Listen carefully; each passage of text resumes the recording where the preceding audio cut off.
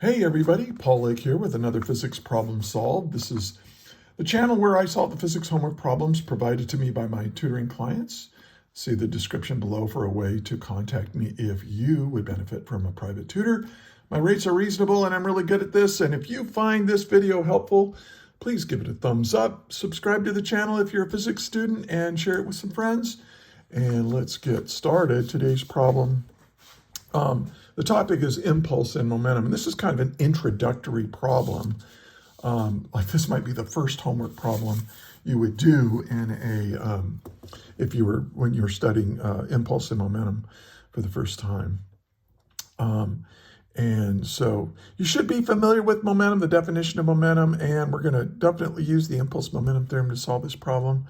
So, if you've never heard of this stuff before, you might want to review it a little bit.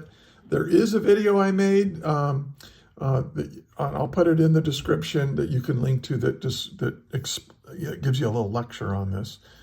So check that out if you want. So anyway, let's go over the problem. We have a 785 kilogram car, and it's moving with an initial velocity of 7.5 meters per second in a positive direction when pushed by a net force of 1,300 newtons in the same direction for 15 seconds. A, what is the initial momentum of the car? B, what impulse is applied to the car? And C, what is the final velocity of the car? So give this problem a try. Pause the video, do it yourself, come back, watch the video, compare your answers with mine. That's a good way to study. So let's get going. All right, so given. So what are we given here? Well, we've got a car that's driving down some road. Okay, there's my car, and of course this car is given to have a mass of 785 kilograms. It's got an initial velocity.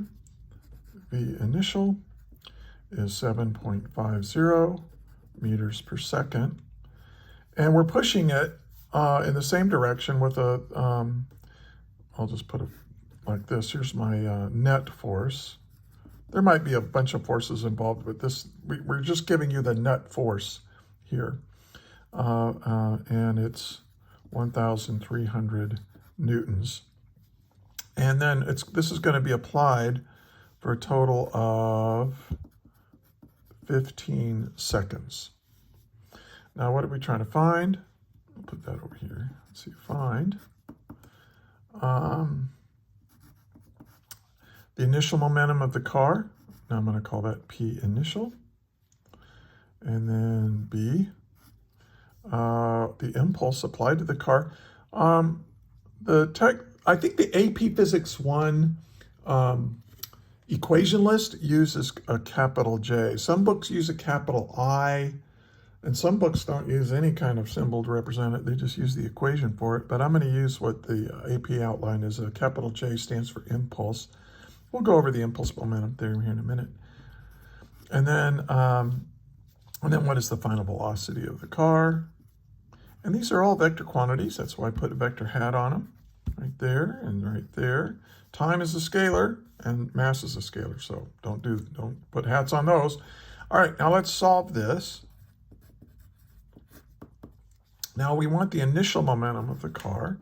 And this is the very, very simple problem. This part anyway. The initial momentum, well, what is the definition of momentum? An object has momentum if it has mass and velocity. It's kind of a measure of how much stuff is moving, how fast and in what direction. A quantity of motion, kind of think of it. And of course, in this case, we want the initial momentum. Now, the mass of the car doesn't change, but so we want the initial velocity. So this is pretty simple. We're just going to take that 785 kilograms and multiply that by the initial velocity, which was 7.50 meters per second. And when you multiply those together, we get our answer of, now I'm going to put it in scientific notation. because I want to round it off to 3 significant figures, and it's easier to, rather than saying 5,880, whatever it was, blah, blah, blah, I rounded it off to 3 significant figures here. Kilogram times meters per second, and that's my answer.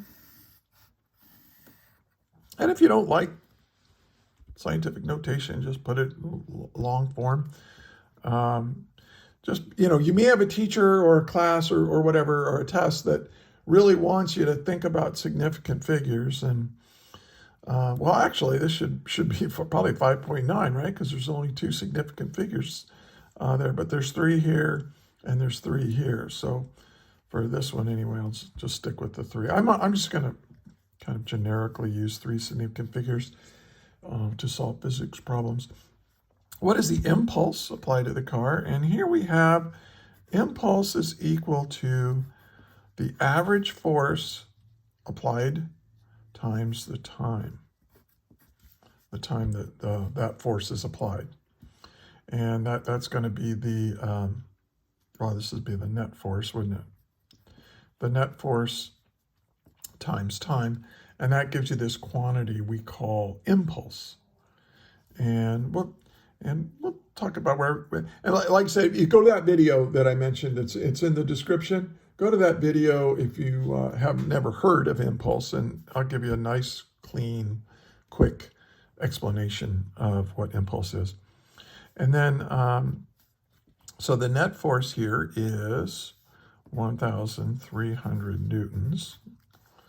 And then this is times time. And the time was 15 seconds. And so we get an impulse of 1.95 times 10 to the 4, and we have newtons times seconds. Okay. Now, what about direction here? I just leave these as positive, because we're going to assume that the positive direction is to the right and the negative direction is to the left. And if you're assuming that, you can just do it like this. If you're in a little bit more advanced physics class, you probably will define the positive x direction as being I hat, positive y hat, positive y direction is j hat, and then coming out of the page, it would be k hat. So you could put an I hat here if you wanted to. But if you're not, if you haven't heard of unit vectors, don't worry about it. This solves the problem. So let's just 1.95 times 10 to the 4 Newton seconds in the I hat. Okay, I'll go ahead and talk about unit vectors. Unit vectors just tell you what direction something in. It doesn't change the value or anything. It just says, hey, the impulse is 1.95 times 10 to the 4 Newton seconds. And I hat means in the x direction. That's all it means. It's just a shortcut way of saying in the x direction. It's very convenient later on when you get to cross products and dot products and stuff like that. All right, let's move on. I won't take too long. Now for part C, we're now going to use the impulse-momentum theorem.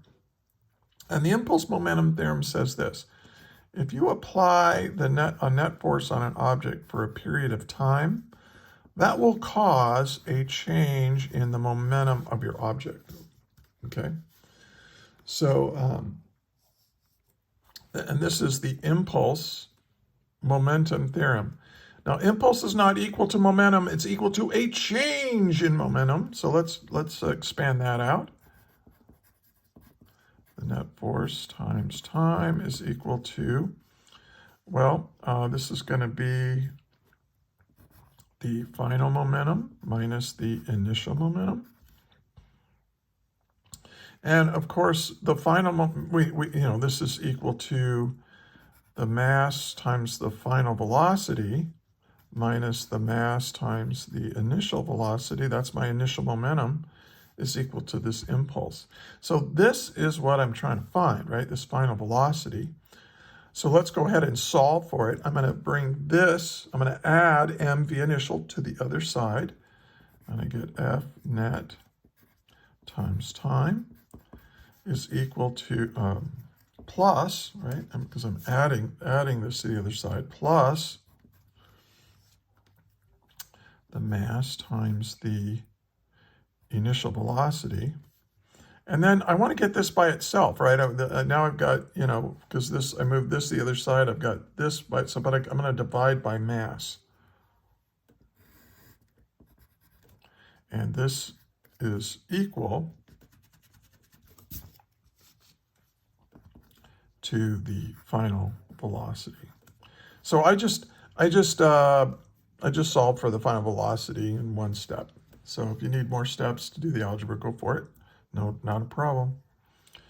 Now I'm going to plug the values in. Now we know what the net force times time is. We already solved for that. And that's right here. That's that 1.95 times 10 to the 4 Newton seconds. Plus, my initial momentum was 5.89 times 10 to the 3 kilogram meters per second. And then we're going to divide this sum by the mass, which is 785 kilograms. Now, you might be going, whoa, whoa, whoa, whoa, whoa. How can we add something with Newton seconds to something with kilogram meters per second? Okay, that's a really good question. This means that Newton's times seconds has to equal kilogram meters per second. Does it? Well, what is a Newton? Well, remember, a Newton is unit of force, and force is mass times acceleration, right? So mass times acceleration, meters per second squared, times seconds. Oh, so here's my Newton, here's my seconds. Second cancels the second squared, and you do indeed get kilogram meters per second. That's nice. And so when I plug these values in, divide by that, I get my answer. And my final velocity is 32.3 meters per second. In the x direction, you can leave it like that, or in the x direction, you can put the unit vector there if you want. If you're using those, it's always a good idea to explicitly describe a direction, but it depends on the class you're in, I suppose. And that's it. Now, I did want to show one more little thing here, because this problem is more easily solved by just using F equals ma and figuring out what, you know, using kinematics. And I'll just do that really quick. Just, it's a good way to check your work, by the, you know. So I know that how much time went by. I know what my initial velocity was. I think I can figure out the acceleration, right? So I can use this equation. The final velocity is equal to the initial velocity plus acceleration times time. That's just like the first standard kinematic equation for constant acceleration. Well, I know what the acceleration is here. It's the net force, right? F equals ma. So I can take that force and divide it by the mass. And when you do that, you get an acceleration of 1.656 meters per second squared. Then I can just plug it in here. So the final velocity equals, the initial velocity was 7.50 meters per second, plus the acceleration is 1.656 meters per second squared, times the time. Well, the time was 15 seconds. And if you go through this, you get an answer of 32.3 meters per second, just what we got down here. Okay, so why wouldn't I do this problem this way? Why would I use this impulse-momentum theorem at all? Because I wouldn't use impulse momentum to solve this problem if I had my choice. But you're probably studying momentum and impulse for the first time right now, and I want to show you a problem where you can use impulse momentum theorem even if there's an easier way to do it. So impulse momentum is very much related to the Newton's second law and figuring out acceleration. And now, if you had a problem where the force wasn't constant, maybe you had a force that varies with time, and you would have to figure out how to, you wouldn't be able to use kinematic equations in that case. So you would have to use impulse momentum, or actually, or impulse momentum would be a really a much easier, more elegant way of solving the problem. So trust me, I've been doing this a long time. The impulse momentum theorem is going to be a very useful in the harder problems. So, okay, all right. Well, again, I want to remind you, please, if you thought this was good, give it a thumbs up. That really helps. Leave a comment. And ask a question. So I've had a couple of students actually type in problems in the comments, and if you do take the time to do that, I'll take the time to make a video about it, and let you know. And then I'm just trying to build my channel up. So hey, until the next problem, may the net force be with you always. That is all.